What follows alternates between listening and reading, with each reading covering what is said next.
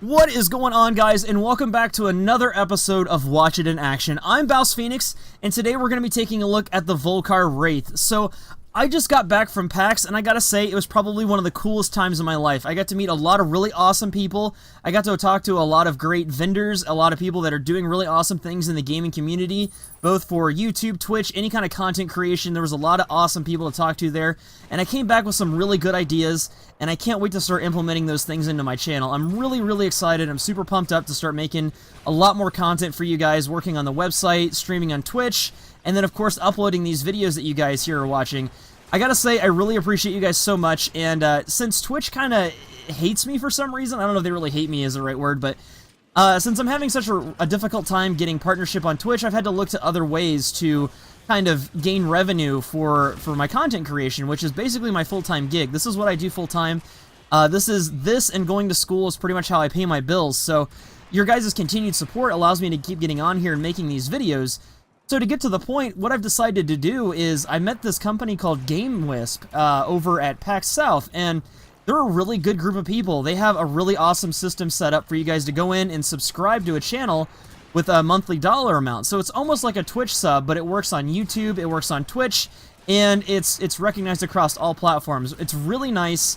I like it a lot. It's got a lot of robust features, and you know, I'm really excited to implement that. So basically, what I'm trying to say is if you guys really like my content and you want to support what I'm doing here, and, you know, you got a few extra bucks in your pocket, check out GameWisp. I'll leave that link down in the description. You guys can check it out and decide for yourselves.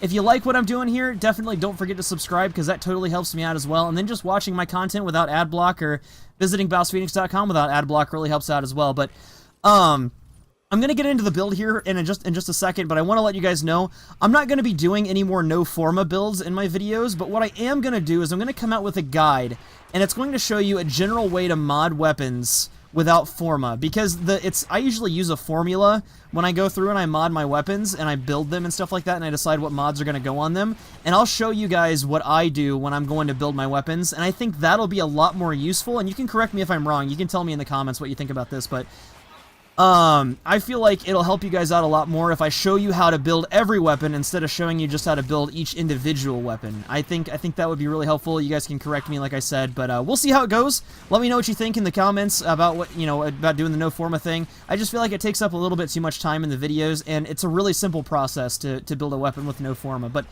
that being said, let's finally get to the meat and potatoes of this thing and show you guys the build for my Vulkar Wraith here. So again, like I said, this weapon is acquired from helping out Alid V in the Shadow Debt event. It's the last part. You just do a defense with him. He'll run around and you got to protect him. And then after you beat it, you get the Vulkar Wraith deposited in your inventory. It's already got a potato on it, and it's ready to rock and roll. So some of the big differences of this weapon over the regular Vulkar is you're going to notice it has a larger magazine size, and we've got a little bit more impact and puncture damage than the regular Vulkar does. I'm pretty sure the regular Vulkar also has slash damage, but they've totally removed that on the Vulkar Wraith. So it's just impact and puncture is where your physical damage is going to come from. And then it's got really good elemental scaling as well, and whatever element you put on, you're going to get about that much if you're using 290% elemental mods like I am right now. The status and the critical chance are both going to be the same as the Vulkar Wraith, or as the regular Vulkar, with with all the crit mods and everything. That doesn't really change at all.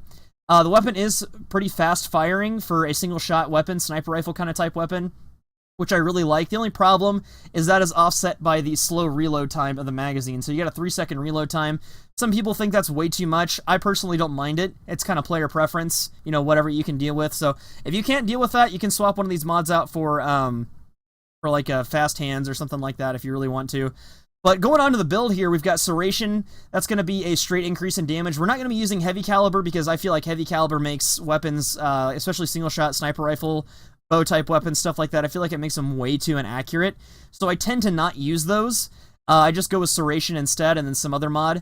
Vital Sense is going to give us our crit damage that we need. That's going to give us this multiplier here up to 4.4 times. So definitely got to have that. That's a must-have on this build.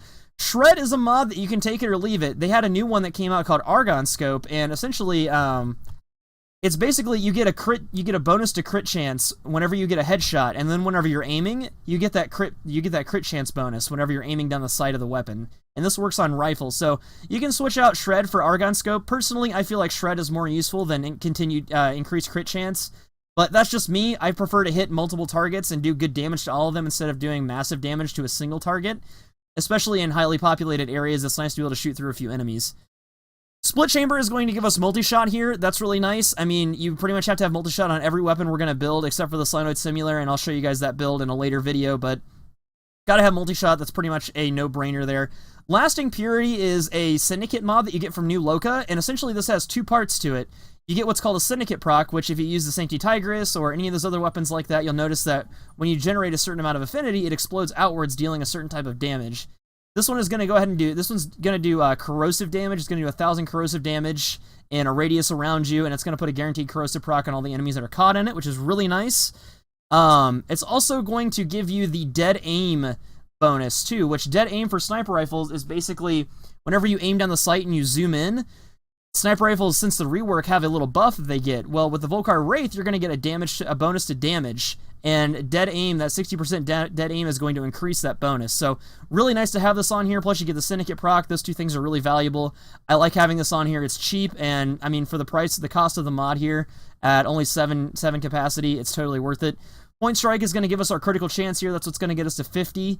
Now, 50 may not seem like a lot for a single shot weapon like this, and with split chamber on it, inflating that critical chance, but I feel like this is so reliable that I'm rarely not critting. I'm critting more often than I'm not, and with this weapon's bonus, the increase to damage when you're zoomed in, you get a straight increase to just straight up damage, which is going to help you out when you don't crit, so it's still going to be a very formidable weapon all around the board. These elemental mods here, these can be anything you want. You can use viral, you can use magnetic, you can whatever. I mean, I just use 290% elementals. That's just how I roll. This weapon has really good elemental scaling, so you're going to get that 2,264 corrosive, and then you're going to have your physical damages right there. But this is pretty much the build, guys. You can fit this on with 4 Forma. Unlike the regular Vulkar, the Vulkar Wraith comes with a Y polarity already, so you only need these 4 Forma on here. If you're building the regular Vulkar and you're using this build, it's going to take you 5 Forma. So that being said, let's go ahead. You guys saw this weapon a little bit, but I want to go ahead and take it out to the range here and show you guys how it acts in a controlled environment and how much damage we can really do with it.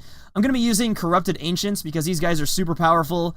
Impact damage isn't fantastic against them, and I just want to show you how powerful this weapon really is against something that, you know, against, I guess, something that it wouldn't really necessarily be super powerful against, you know, otherwise. But so we're all the way zoomed in, and you notice on our scope there it says 12 times 20% damage. So that's going to be our damage bonus. That's that dead aim right there. And you notice the weapon fires pretty quickly. You can just lay down on the trigger. But it does have a pretty long reload time.